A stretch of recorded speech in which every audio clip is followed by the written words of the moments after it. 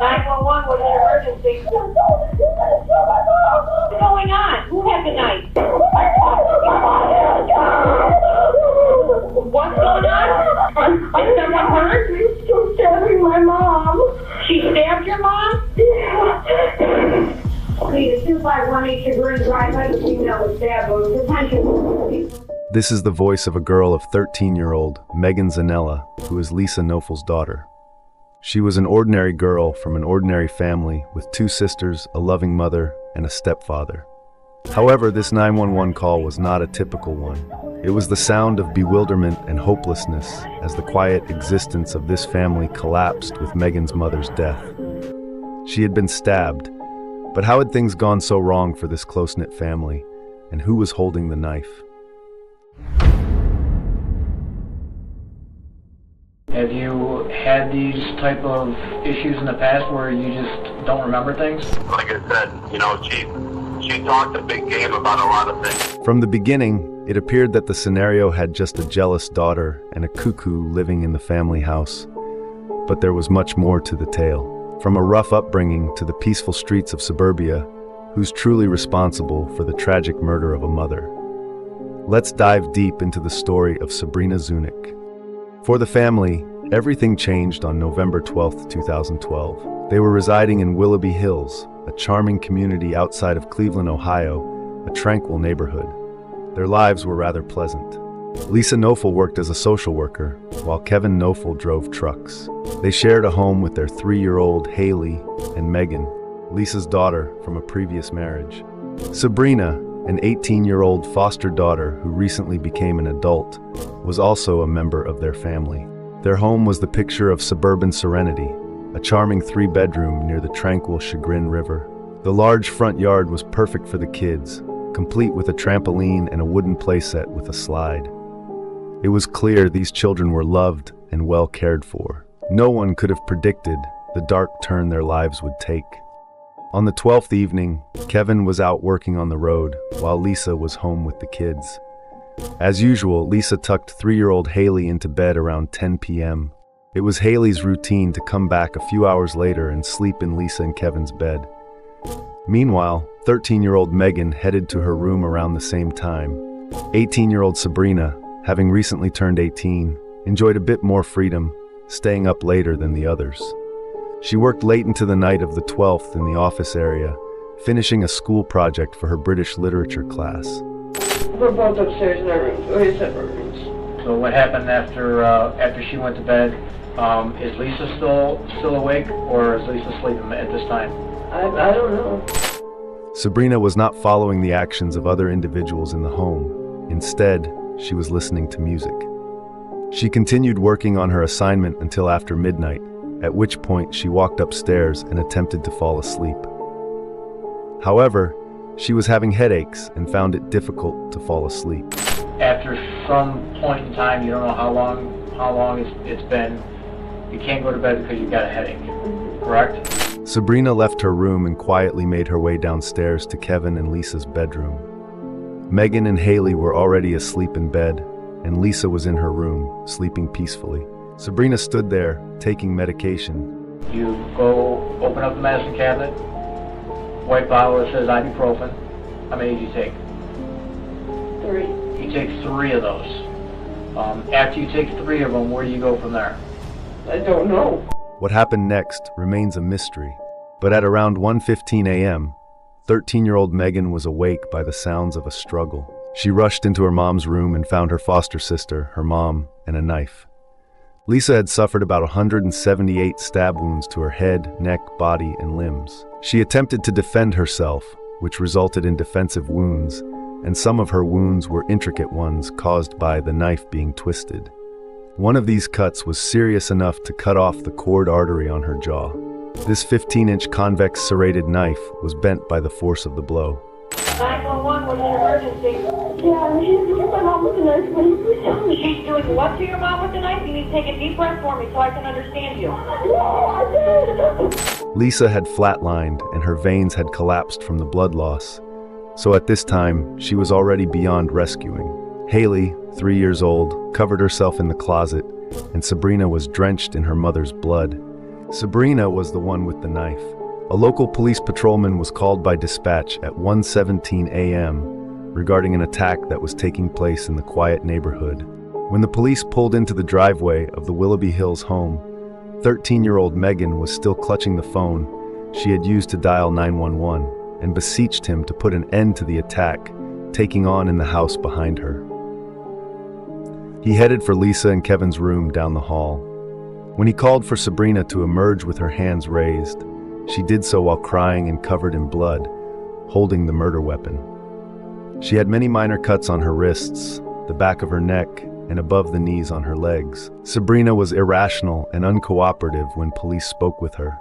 Still, it was obvious what had taken place. Megan had witnessed Sabrina attacking their mom, and the physical evidence was all over her. But the burning question remains, why?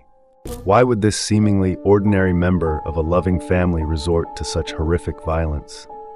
What could drive her to attack her caring foster mom with a knife, stabbing her nearly 200 times? Let's talk about Sabrina Zunich.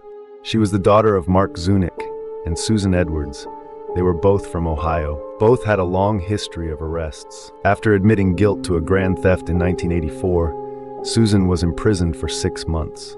6 years later, it was discovered that she had given drugs to several teenagers in Cleveland who were in their 14s and 15s. She was then charged with obstruction of justice, even though her sentence for this offense was postponed since she was pregnant with Sabrina's elder half-sibling at the time. In addition to being charged with many felonies, Sabrina's father Mark was also under investigation for other offenses. He had previously had several arrests for disorderly conduct and driving while intoxicated before Sabrina's birth. A string of violent events in Sabrina's early childhood began when her father was arrested for domestic abuse when she was just 16 months old. Though Susan and Mark were still together, she continued to live apart from her mother in a little Wycliffe house with her father and grandmother. A neighbor said that Mark was regularly drunk and that the police were called to their home frequently. Shockingly, Mark would put alcohol in Sabrina's bottle to make her sleep easier when she was a newborn. In 2006, when Sabrina was 11, these problems became even worse. One day, Mark gives Susan money to buy alcohol, but later accuses her of stealing the money. He then grabbed her by the hair and told her to leave his house and never come back. Police reports describe Mark as a paranoid schizophrenic. Before he passed away in 2012 from what seemed to be a drug overdose, his life was filled with several citations for offenses, including drunk driving and property damage. Sabrina, though, had already left the house by this point. Sabrina's grandma was unable to care for Sabrina alone since Mark had turned into a reckless, inebriated guy. Therefore, as a teenager, Sabrina was moved to Emma KY Receiving Home, a county-run group home, at the age of 14. The house was built with controlled behavior modification in mind. She had a history of anger management problems. Someone who knew her there claimed that she wasn't someone to mess with or someone she loved because she would make me or anybody else pay for the battles she would start at school. Sabrina had been diagnosed with ADHD when she was 4 years old. Many of her issues were co-diagnosed with this and other conditions. Her problems with rage include lying, abusing drugs, seeing voices, and stealing. However, her conduct drastically altered when she moved from the group home to a foster family and changed high schools. She worked hard and focused on her studies at her new school. She attended every appointment on time. At 16, her living conditions were beginning to improve. The Knofel family was her new foster family. As a social worker, Lisa Knofel was used to working with problematic kids. She had specialized training in child safety and understood the need for kindness. She made an effort to show Sabrina the same kindness. When Lisa began her job in 1999, she was already married to someone else. In 2003, this marriage ended in divorce. She first became acquainted with and married Kevin Knofel in 2006. Kevin was also married to a woman passed and got divorced. They also had a child, but at this time he did not live with his first kid, who was born in 1993. After moving into the charming home in 2008, they welcomed Haley into their family in 2009. From the outside, Kevin, Lisa, Megan, Haley, and foster daughter Sabrina seemed like a tight-knit family. They lived together under one roof, appearing to embody the picture of suburban harmony. However, beneath the surface, the dynamics within the Knofel household were far from ideal. Despite Sabrina's noticeable improvement in behavior since joining the family, tensions simmered, particularly between her and Lisa. What started as a hopeful foster arrangement quickly turned sour, with the relationship between Lisa and Sabrina deteriorating at an alarming rate. Sabrina confided in a friend that Lisa made her life miserable, describing their arguments as vicious and relentless. She felt that Lisa favored her biological daughters, Megan and Haley, and believed this favoritism was unfair. This perceived bias deepened the divide within the household, effectively splitting the family into two factions: Lisa, Megan and Haley on one side, and Sabrina and Kevin on the other. As Sabrina's relationship with Lisa grew increasingly strained, she found solace in Kevin. Whenever she clashed with Lisa, Kevin was there, offering a sympathetic ear and a shoulder to cry on. Over time, their bond became unusually close, raising eyebrows among those who observed it. Sabrina's friends noticed the odd dynamic between her and Kevin, remarking on their touchy interactions and the unsettling sexual undertones in their jokes. Despite their discomfort, no one sounded the alarm, as the reality of the situation seemed too shocking to be true. The shocking truth was that Kevin had been grooming Sabrina into a secret and highly inappropriate relationship. Sabrina was vulnerable and seeking affection, and was led to believe they were truly in love.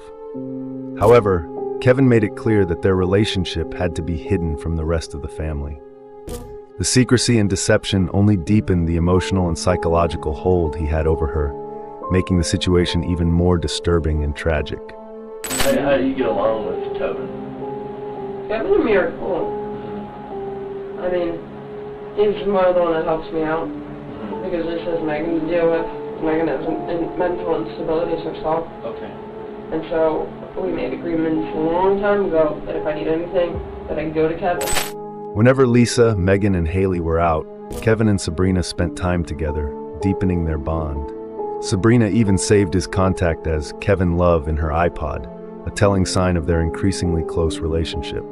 By 2012, as their connection grew stronger, the tension between Sabrina and Lisa only worsened. Sabrina harbored deep resentment toward Lisa, especially regarding her separation from 3-year-old Haley, whom Sabrina had grown to feel maternal toward. What was his relationship to you? It was when a foster father when needed to be, and when a lover when not being a foster father. This strained relationship reached a boiling point when Lisa once violently restrained Sabrina, an incident that led Sabrina to report her to the police. However, her complaint did not yield any results. Despite the escalating tension and the chaotic environment at home, Sabrina made a surprising decision in October 2012.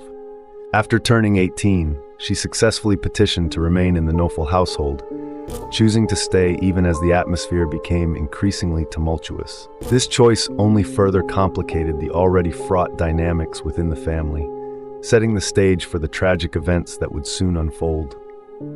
Sabrina's social worker observed no issues in the home. She was attending her therapy appointments, performing well academically, and passing drug tests. The nightmare to come was nowhere to be found. Before November 12, 2012, there was a decline in Kevin's relationship with his wife. On September 15th, the police were called to the Knofel home in response to a domestic call. Kevin and Lisa had argued that night, with the fight centering around their daughter Megan. Lisa accused Kevin of choking Megan, but he insisted that he had only grabbed her by the back of the neck to guide her into her room. By the time the police arrived, the dispute had already ended, and Lisa had left the house. However, Kevin still spoke with the officers, concerned that the incident might be used against him in future divorce proceedings. He had confided in Sabrina, telling her he wanted to divorce Lisa so they could be together, further deepening the twisted and secretive nature of their relationship. He also inquired about the consequences of a divorce between himself and Lisa from Sabrina's social worker, if he could manage to retain Sabrina in his care. Kevin admitted that Lisa thought he was having a relationship with their foster daughter when they were out camping as a family with an old friend, David Strunk. He showed to David pictures of Sabrina that she had purchased him and modeling shots that he had assisted her in putting together. In October 2012, only 1 month before his wife's murder, he was meeting with a divorce lawyer. When the police told Kevin what had happened on the evening of November 12th while he was out at work, he wanted to know about his children and brought them up from the police station right away. The police officers who interacted with Kevin that morning, the morning after his family was horrifically torn apart, recalled him acting strangely calm. One officer said that Kevin was saying he was some kind of EMT before, and he had seen stuff like this numerous times, and I wasn't going to tell him anything that he hadn't seen before, and he wanted to know every detail about what happened. He was frustrated that they wouldn't let him see Sabrina ranting that he was her foster father and needed to see her. In the meantime, Sabrina was being questioned by the police in an attempt to determine why she had killed her foster mother. Sabrina said that she was unaware of her foster mother's passing. She said that after going into Lisa's bedroom to get medicine, she had no memory of anything. Although Sabrina insisted she didn't remember anything, the proof was indisputable. She's never seen the life of me, and she's been wanting me out of the house. What's your thoughts on how Lisa is not alive now? What? What are your thoughts on that she is not alive? She's gonna kill me. Sabrina claimed to have no knowledge of her foster mother's death. She said she remembered nothing after entering Lisa's bedroom for medication. Remember, When we came to the house, you had the knife in your hand. Are you sure it wasn't self-defense? there's always two sides to every story. After Sabrina was booked and taken to jail, Kevin appeared to move on with his life surprisingly quickly. Almost immediately, he began erasing traces of Lisa from their home. He donated her belongings to Goodwill and even tried to sell her bedroom furniture on Craigslist. It was as if he was in a hurry to wipe away any memory of her. Kevin also asked a friend, David, to shut down Lisa's social media accounts, claiming he couldn't handle the flood of messages. To outsiders, it seemed like he was simply trying to cope, but the speed and decisiveness of his actions raised eyebrows. The question lingered. Was this just a man grieving in his way, or was there something more sinister behind his need to erase Lisa's presence from his life? The timing of it all was unsettling, leaving everyone wondering what Kevin was really up to. Just 5 days after his wife's death, on November 17th, Kevin hired a cleaning company to scrub the scene of the murder. His demeanor was described as cold and matter-of-fact. He made it clear that money was no object, mentioning that he had a $250,000 life insurance policy. But what wasn't immediately apparent was that this wasn't the only life insurance policy Kevin held. After the murder, Kevin made a startling comment to one of Lisa's co-workers, casually remarking that her $50,000 salary was a lot of makeup. But in the weeks that followed, he successfully handled it using a variety of insurance plans from both private insurance providers and his work. Kevin was able to obtain around $785,000, which he utilized right away. He purchased himself new automobiles, took flying lessons, paid off their previously repossessed property, and added a swimming pool. While Sabrina was incarcerated awaiting trial for the death of his wife, he was enjoying a newly comfortable life. But after 9 months, Kevin's situation changed. After becoming weary of being the victim, Sabrina revealed her relationship with Kevin to the authorities. She also revealed to them the truth about Kevin's statement to her that Lisa needed to die. Why did you do that? Because I was doing what I was told to do. Throughout their illicit relationship, Kevin had repeatedly told Sabrina that he wanted to divorce Lisa so they could be together. He painted a picture of a future where they would start a new life, free from the constraints of his marriage. However, in September 2012, Kevin revealed fear that a divorce would lead to him losing custody of the girls, including his biological daughter, Haley. This fear gnawed at him, and it became clear that simply ending the marriage wasn't an option in his mind. During one of their secret conversations, Kevin disclosed to Sabrina the existence of multiple life insurance policies on Lisa, totaling nearly $800,000. He coldly remarked that Lisa was worth more dead than alive financially. Kevin suggested that if Lisa were gone, they could finally be together without fear and even start their own family. The two started formulating ideas to kill Lisa. They spoke with one of Sabrina's high school friends, Autumn Pavic, in the car en route to a Chinese buffet. They talked about the possibility of Autumn's friend doing a hit on Lisa. Nothing more came of this idea once Autumn left for California in October, but Sabrina and Kevin persisted. In early November, Kevin tells Sabrina that they will use a gun and pillows to kill Lisa. After Lisa was shot by Sabrina, Kevin would dispose of the gun. Then it went to, let's use a gun. The plan was he was going to say he's going to drop me off at the roller rink, and I was going to go to the shooting range with him. Lisa said, why don't you ever do anything with me anymore? And so that didn't happen. As usual, Kevin was taking Sabrina to school on the morning of the murder. However, this time he stopped the car on the road and started to become angry.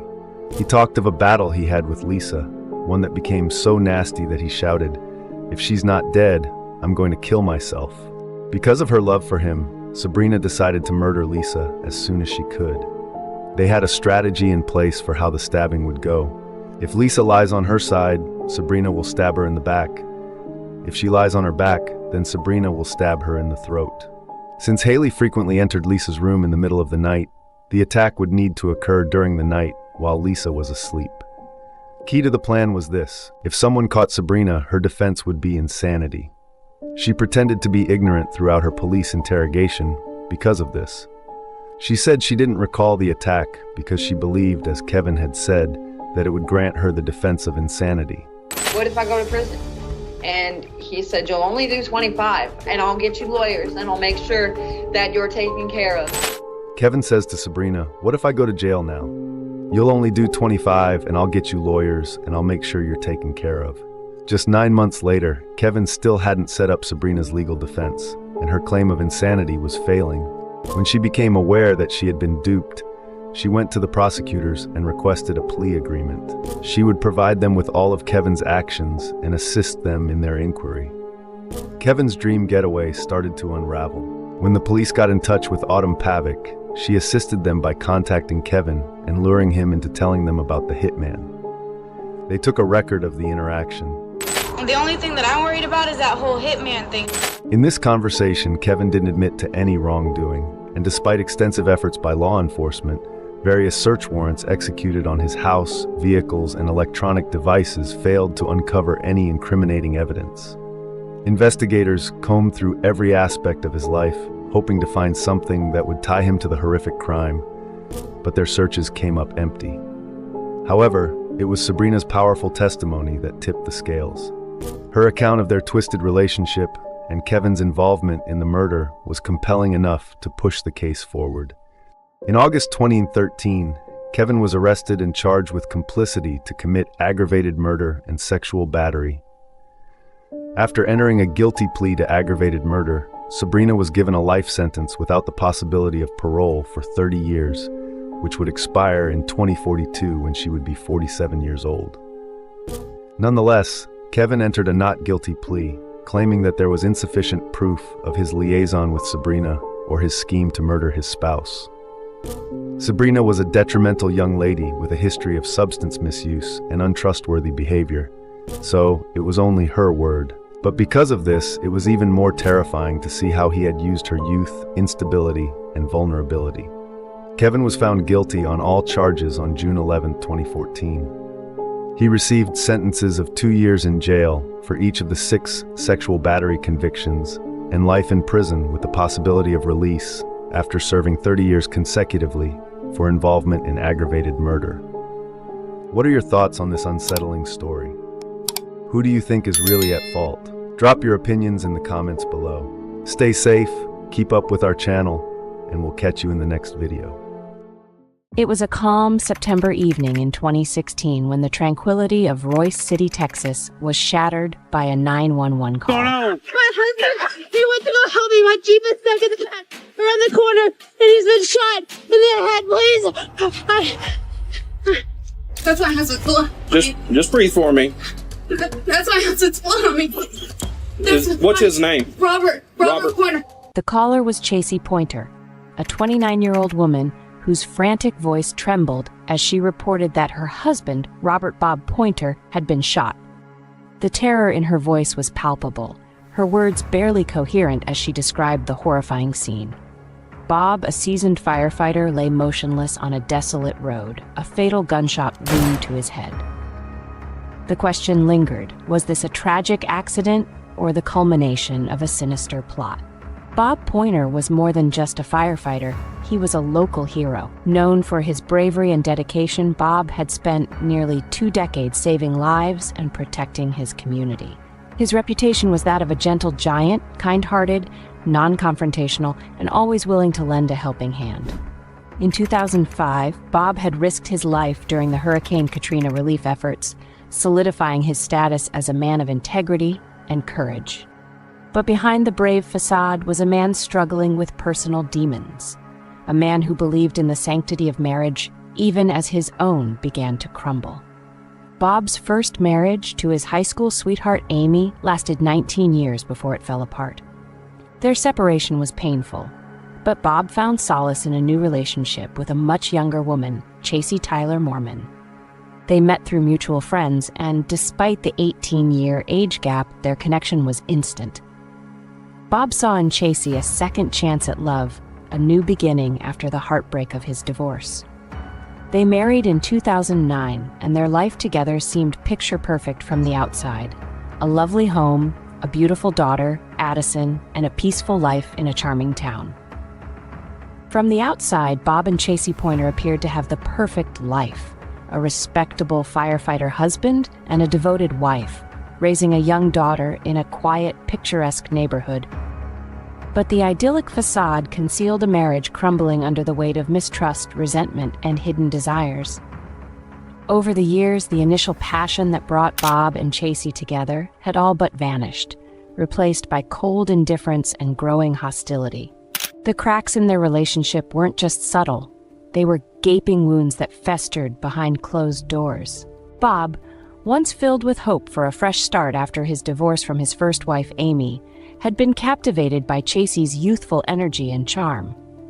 However, the age gap that initially seemed thrilling became a source of friction. Bob, who was in his late 40s and set in his ways, struggled to keep up with Chasey's newfound zest for life. Chasey, nearly 2 decades younger, found herself yearning for excitement and attention, things she felt Bob could no longer provide. What had started as a whirlwind romance now felt suffocating, with both of them trapped in a cycle of unmet expectations and unspoken grievances. The tension between them escalated as Bob's health began to deteriorate. He suffered from low testosterone, a condition that affected not just his physical well-being but also his mood and behavior. According to Chasey, the medication he took to manage his condition made him prone to erratic outbursts, creating an increasingly volatile home environment. But Bob's friends and family painted a different picture. They described him as a gentle soul, not the aggressive man Chasey claimed. These conflicting narratives only deepened the mystery of what was really going on behind their front door. Chasey's dissatisfaction manifested in subtle but unmistakable ways. She began focusing intensely on her appearance, losing over 100 pounds and transforming her look. The weight loss wasn't just about health, it was a declaration of independence. She started spending more time away from home, frequenting bars, and reconnecting with old friends. Nights, once spent at home with Bob, were now filled with new faces and flirtatious encounters. To outsiders, Chasey was blossoming, but to Bob, she was slipping further away. As Chasey's behavior became more erratic, Bob's suspicions grew. His attempts to bridge the growing distance were met with indifference. He started feeling like a stranger in his own home, haunted by the feeling that he was losing his wife to a lifestyle that no longer included him. Desperate to uncover the truth, Bob took matters into his own hands. He installed a security camera at their front door, hoping to catch a glimpse of what Chasey was up to when he wasn't around. It didn't take long for Bob's worst fears to be confirmed. The camera footage revealed a steady stream of late-night visitors, one of them a man who would later play a pivotal role in Bob's fate. Chasey had not only emotionally checked out of their marriage, she was physically crossing boundaries that Bob had never imagined she would. Instead of confronting her, Bob internalized his pain, choosing to stay in the marriage out of a sense of duty and fear of disrupting their family. But Chasey was already planning her escape. The marriage had devolved into a game of psychological warfare, where each was trying to outmaneuver the other in a desperate attempt to reclaim control of their own lives. For Bob, this meant clinging to the hope that they could still fix what was broken. For Chasey, it meant finding a way out, no matter the cost. By 2016, the once warm and loving home had turned cold and hostile, with Bob and Chasey living like strangers under the same roof. Their daughter Addison became the only thread keeping their fractured family together, but even that wasn't enough to stop the downward spiral. Bob's attempts at reconciliation, including a last-ditch effort to save their relationship with a trip to Mexico, only served to highlight how irreparably damaged their marriage had become.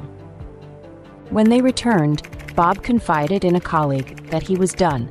The trip had confirmed his fears that there was nothing left to salvage. Little did Bob know that his attempts to keep the family intact were in vain. Chasey was already too far gone, caught up in a toxic web of infidelity, lies, and dark intentions that would soon explode into deadly violence. The seemingly small cracks in their marriage had widened into a chasm of betrayal, deceit, and ultimately murder. As the days turned into weeks and the weeks into months, the cracks in Bob and Chasey's marriage only deepened, setting the stage for something far more sinister than anyone could have anticipated. Chasey's mind was no longer occupied with thoughts of reconciliation or mending the shattered pieces of her marriage. Instead, a darker idea began to take root, one that whispered promises of freedom and a new beginning.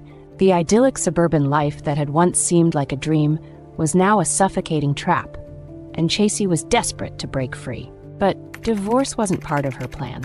No, she had something far more final in mind. Chasey's relationship with Michael Garza, a truck driver with a rough past and a taste for trouble, was more than just a fling. It was an escape, a way out of the life she no longer wanted. Michael was everything Bob wasn't: young, reckless, and willing to do whatever Chasey asked of him. The two had met on Facebook, and their affair quickly turned from a casual dalliance into something far more dangerous.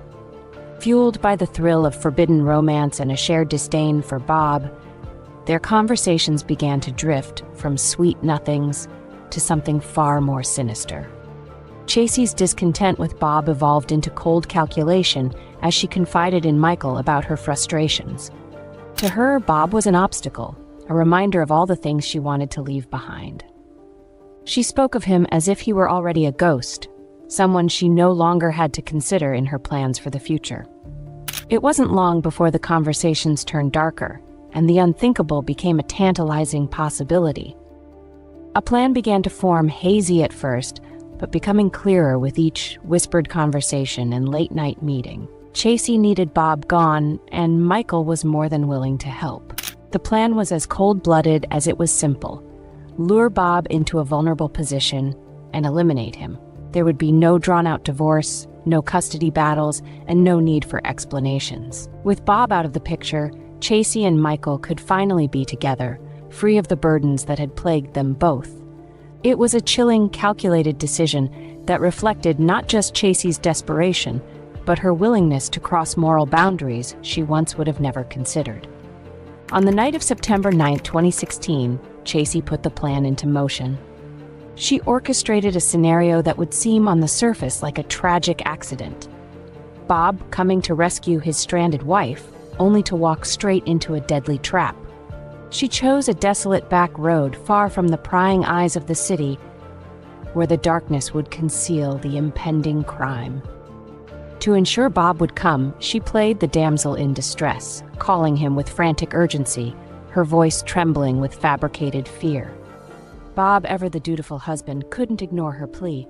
Despite their fractured relationship, his instinct to protect her overrode any lingering resentment.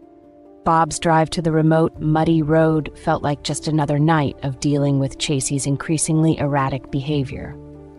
He had no idea that every mile he drove was bringing him closer to a meticulously laid trap.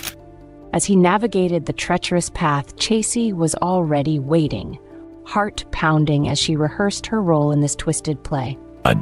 What's going on? My husband, he went to go help me. My Jeep is stuck in the back around the corner, and he's been shot in the head, please. She knew exactly what was coming, yet there was no hesitation. This was the moment she had orchestrated, the moment she had dreamed of in those dark, quiet hours when she lay awake, plotting her escape from a life she no longer wanted. Bob's truck struggled against the thick mud, and eventually he was forced to abandon it and continue on foot, unaware that each step brought him closer to his doom. Chasey watched from a distance, her eyes fixed on her husband's silhouette as he approached. In the shadows, Michael Garza was lying in wait, his grip tightening around the cold steel of the gun.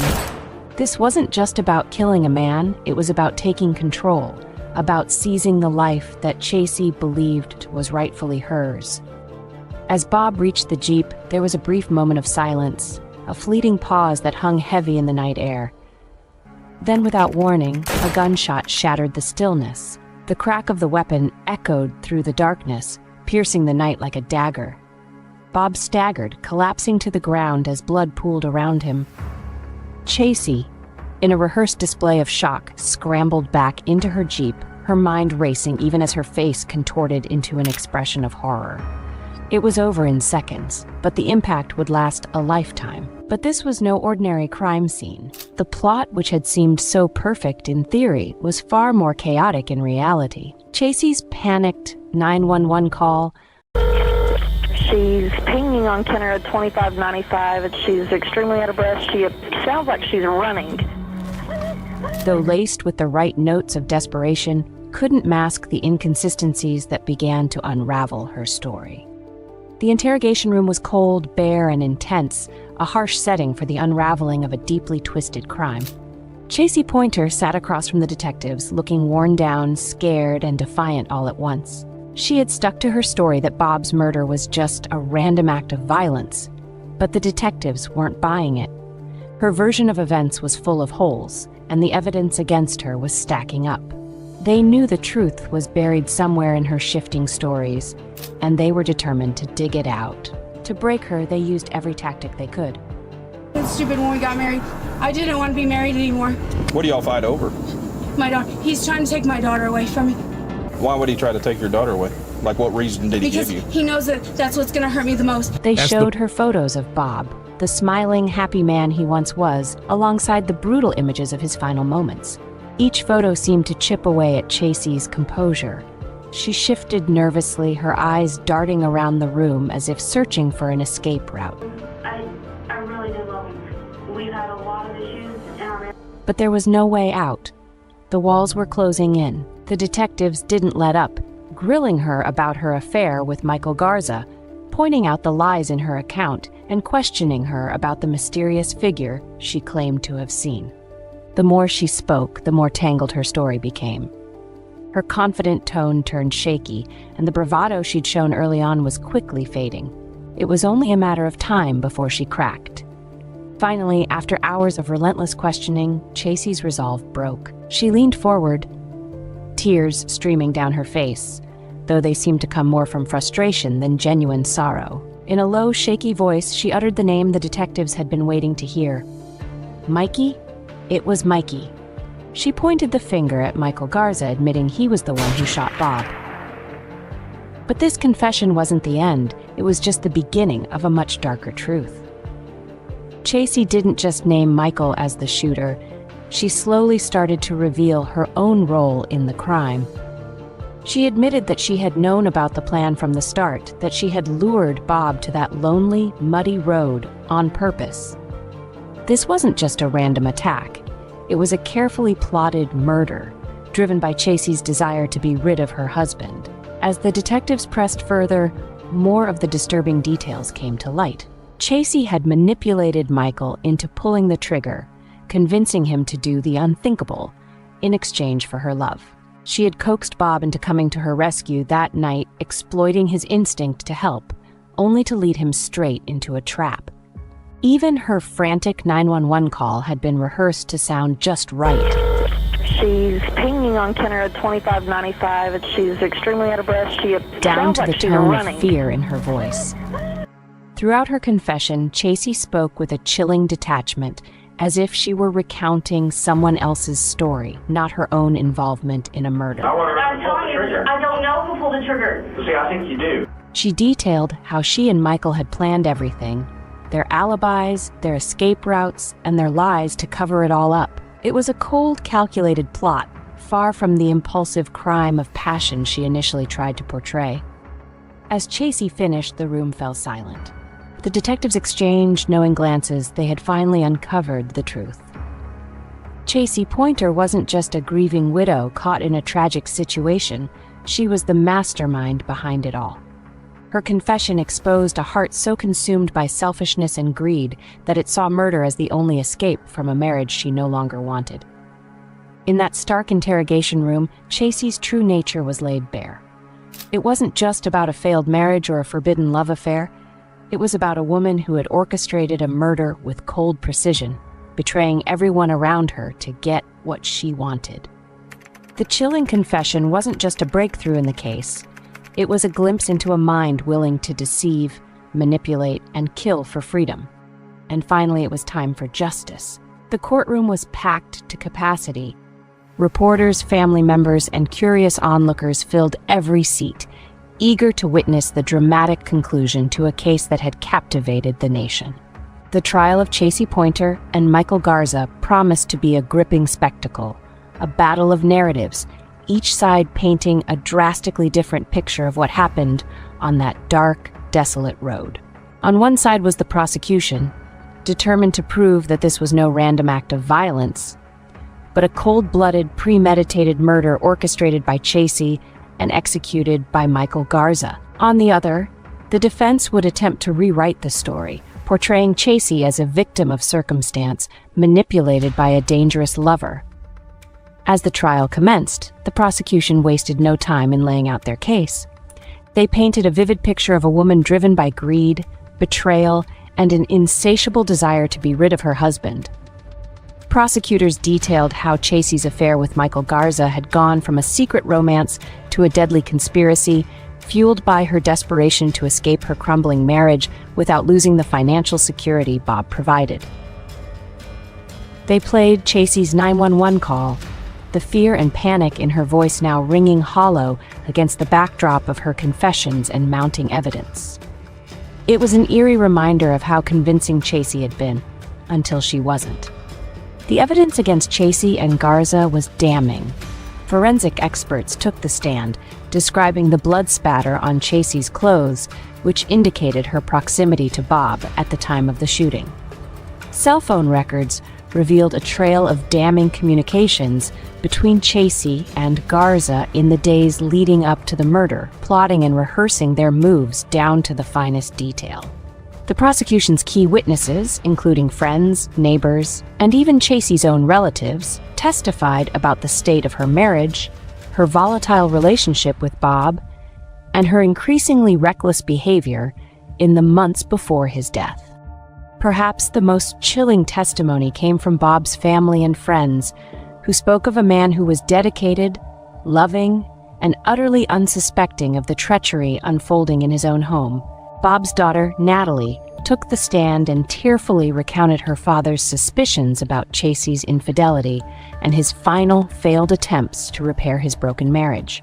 Her emotional plea to the jury was powerful.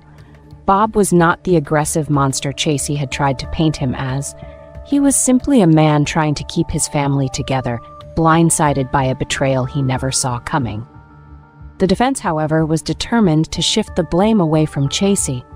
They argued that she was a victim of manipulation at the hands of Michael Garza, who they claimed had acted independently and out of a misguided obsession. Chasey's defense attorneys painted her as a woman trapped in a tumultuous marriage, suffering under Bob's alleged violent outbursts and desperate for a way out. They pointed to her tears during the 911 call and her repeated claims that she never truly wanted Bob dead, hoping to sow doubt in the minds of the jury. They framed her confessions as the ramblings of a distressed woman coerced into admitting things she hadn't meant. Michael Garza's defense team took a similar approach. attempting to downplay his role as nothing more than a misguided lover acting on impulse rather than a calculated killer.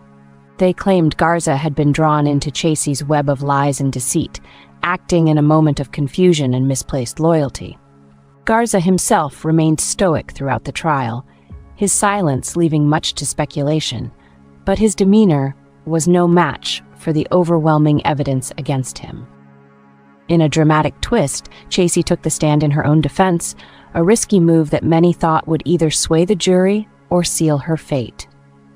She sobbed as she recounted her version of events, claiming she never wanted anyone to get hurt, that she was just scared and confused. But her testimony quickly unraveled under cross-examination. The prosecution's lawyer pounced on every inconsistency, turning her own words against her.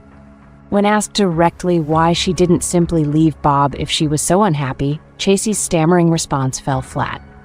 The jury watched as her carefully crafted image of a desperate, helpless woman disintegrated, revealing the cold and calculating person beneath. The trial was filled with tense moments, legal maneuvers, and shocking revelations, but the verdict seemed inevitable. After weeks of gripping testimony, the jury returned with a swift and decisive decision. Chasey Pointer was guilty of orchestrating the murder of her husband, and Michael Garza was guilty of carrying out the deadly plan. As the judge handed down the sentences, life in prison without parole for Chasey and 99 years for Garza, there was no mistaking the weight of justice finally served. Bob's family wept, not in relief but in sorrow, knowing that nothing could ever bring him back. Chasey remained emotionless as the sentence was read, her once dramatic tears now dried up, replaced by the stark reality of her new life behind bars. The trial of Chasey Pointer and Michael Garza was more than just the resolution of a murder case. It was a window into the darkest corners of human desire and betrayal. It showed how a seemingly ordinary life could be shattered by deceit, lust, and a complete disregard for another's humanity. The courtroom drama may have ended, but the haunting legacy of Bob Pointer's death lingers, a sobering reminder of the fatal consequences of playing with trust and life itself. The story of Chasey and Bob Pointer is a haunting reminder of the darker side of human relationships. It showcases how personal grievances, financial incentives, and troubled marriages can lead to tragic outcomes. Chasey's motivations, combined with the evidence and her confessions, paint a disturbing picture of betrayal and crime. As we reflect on this case, we are left with many questions about human nature and the lengths people will go to for personal gain. Chasey Pointer maintains that she never intended for her husband to die, but the evidence suggests otherwise. What are your thoughts on this disturbing story? Did Michael Garza act independently, or was Chasey's involvement central to Bob's murder? Share your thoughts in the comments below. If you found this video engaging, don't forget to like, subscribe, and hit the notification bell for more content. Imagine being a 10-year-old again. Waking up in the morning, feeling groggy, stepping out of your room. What is the first thing you see? Is it the pets? Is it the family welcoming you down, offering you breakfast? The harsh reality for this 10-year-old was that he discovered his entire family had been murdered.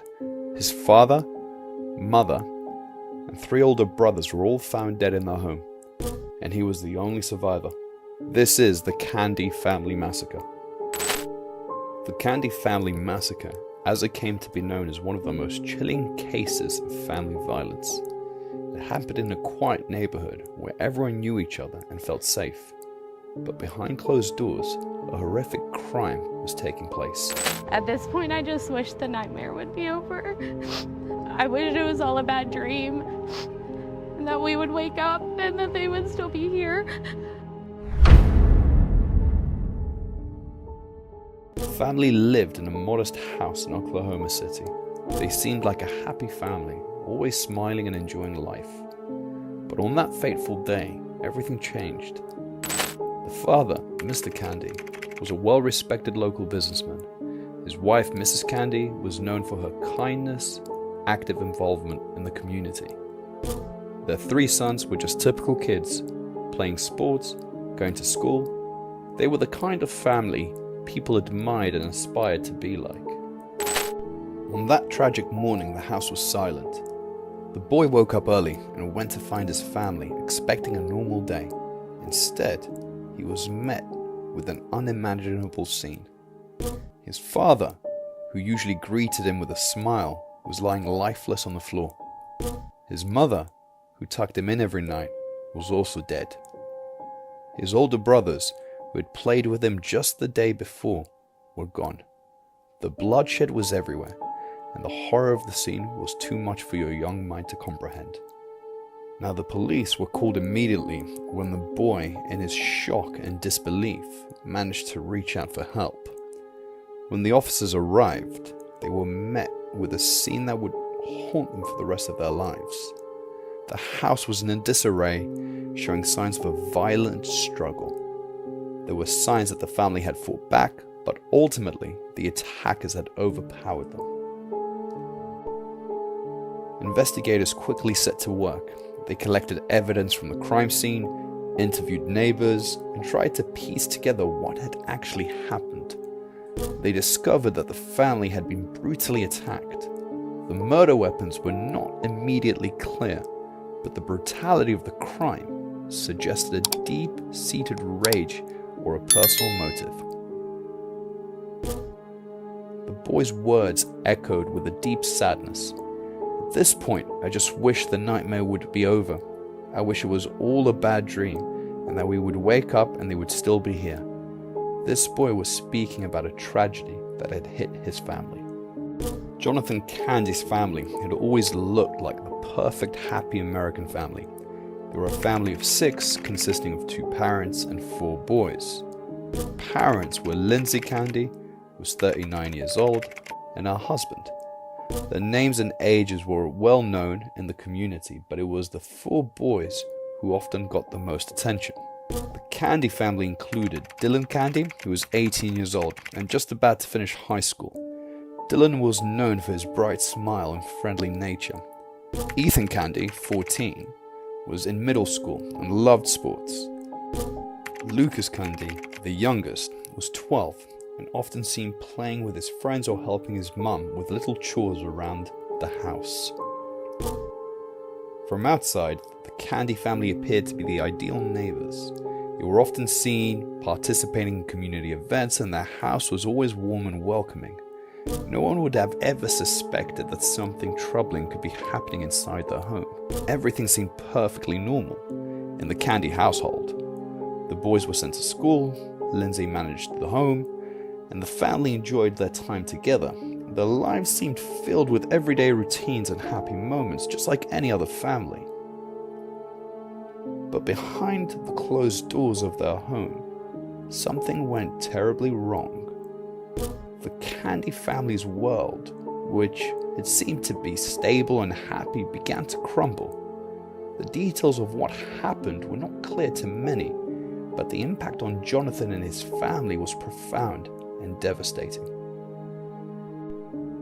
The 10-year-old boy had said he'd been trying to reach his friends and family, especially Cooper, asking him to snap a photo and text Ethan to check if he had seen or talked to him that day. The boy was also calling Lindsay and messaging Dylan, but no one was answering. It was a confusing and alarming situation. The Candy family, who lived at the end of the cul-de-sac, were known for being the perfect all-American family. They were the kind of family you'd expect to see in a magazine cover. The boy could never have imagined anything terrible happening to them. Even after everything unfolded, he was still in shock. It was hard to believe that something so horrific could happen to a family that seemed so normal and loving. The neighbors who saw and talked to the Candy family almost every day were just as surprised. They had no idea anything was wrong. Everyone thought the Candys were picture perfect. The shocking events that happened were completely unexpected, and nobody had any clues that anything was even wrong. Back in 2022, the Candy couple appeared on an episode of Discovering Oklahoma. They were interviewed by their favorite bakery in Yukon. During the interview, the couple looked happy and full of life. Jonathan talked about how he came to the bakery twice a week for breakfast, burritos, which he said were the best around in the area. He mentioned his love for carrot cake, saying, "I don't eat a lot of sweets, even with my last name, but I love carrot cake. I like cannoli, the cannolis are good." I like the cannoli are good. Seeing the couple on TV seemed vibrant and joyful. They looked like they had everything going for them. It's tragic to think that they are now all gone, leaving only their youngest son behind. The entire situation is heart-wrenching. It's hard to process that a family who appeared so happy and normal could end up in such a tragic situation. The boy, the neighbors, and everyone who knew the family left in disbelief and sorrow, trying to understand how something so awful could happen to a family that seemed so perfect. The darkest part of this tragic story is not about the murders. It's not simply about the wife and 3 children being killed. What makes this story especially horrifying is that the person who committed these terrible acts was Jonathan Candy himself. He was supposed to be the loving husband and father, the one who was meant to care for them and protect the family. Instead, was the one who took their lives. Jonathan Candy seemed like a devoted family man. His neighbor recalls him as someone who was always there for others. He and his kids seemed like they were always getting along, said the neighbor. He was just a family man. I never expected this. We were in total shock. This shock is understandable because on the surface, Jonathan appeared to be a model father and husband. The neighbor also shared how well liked Jonathan and his family were in the community. The kids were real friendly. Everybody here loved them. They swam at his house regularly and played with my dog. Jonathan was known for his kindness. He would help out around the neighborhood, whether it was mowing the lawns or taking care of other families. Families down here would work and we'd come over and mow the lawns, take care of the family, anything you needed, he'd be here for you, the neighbor said. This makes the events even more chilling. The idea that someone who seemed so caring and involved could commit such a horrific act is deeply disturbing. It's almost unimaginable that the person who was trusted to protect and love this family could turn into a perpetrator of such violence. The case leaves us grappling with questions and feelings of disbelief.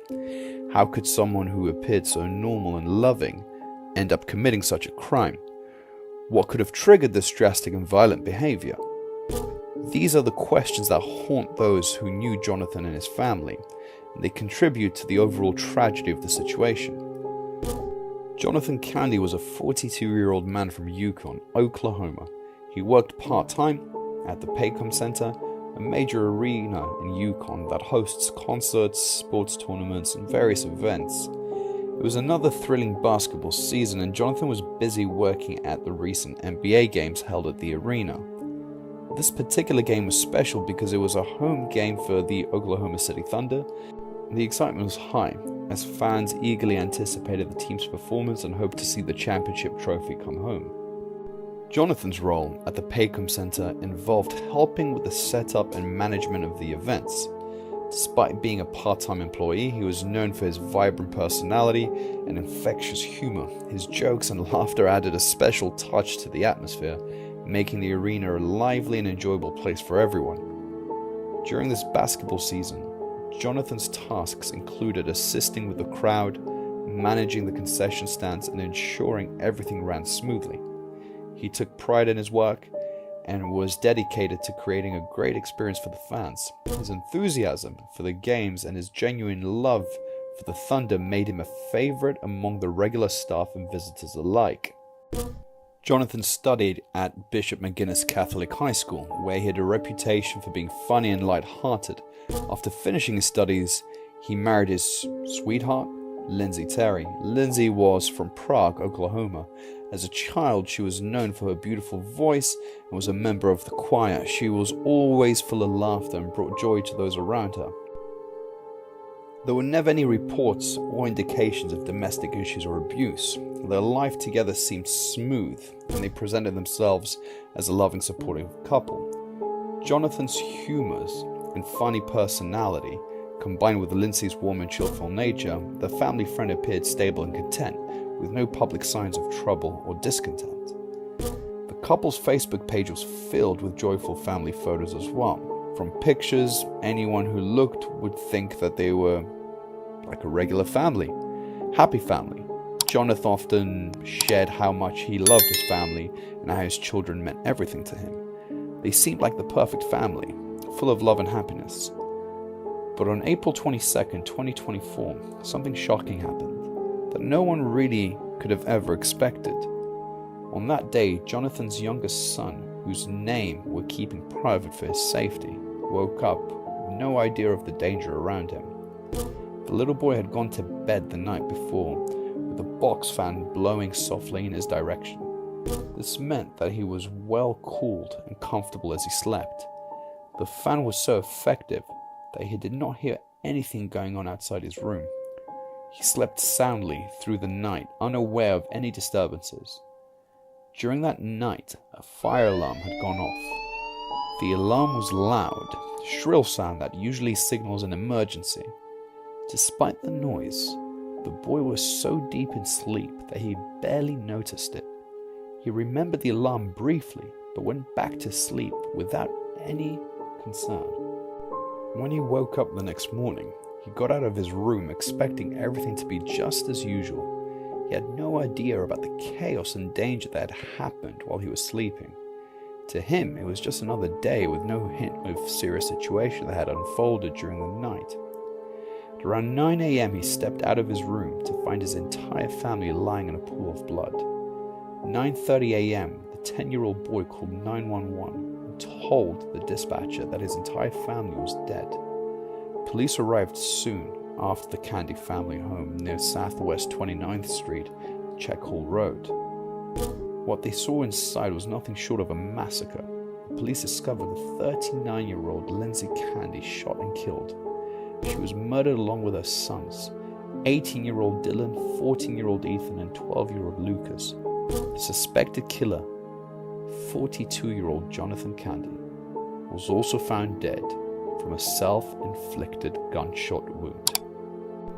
It did not take long for the authorities to conclude that this case was a murder and suicide.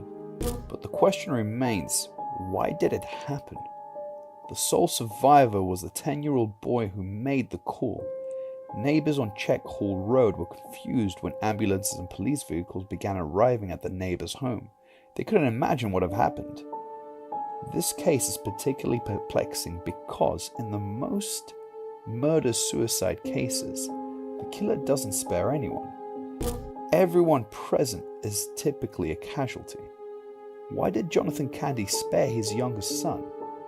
Did he come to his senses at the last moment, or did he have a special bond with the child? Unfortunately, these questions may remain unanswered since there is no one left to provide an explanation. The relatives of the Candy family are determined to protect the young boy from further investigation, believing it would be too traumatic for him. Until more information comes to light, this case will remain an absolute mystery. Dr. Joni Johnston, a clinical and forensic psychologist involved in the investigation, expressed her absolute shock over the entire scenario. She noted that it's extremely rare for a parent to murder some of the children and leave one alive. Friends and neighbors who had seen Jonathan before the murder said everything had seemed absolutely normal. There was nothing out of place or unusual in his behavior.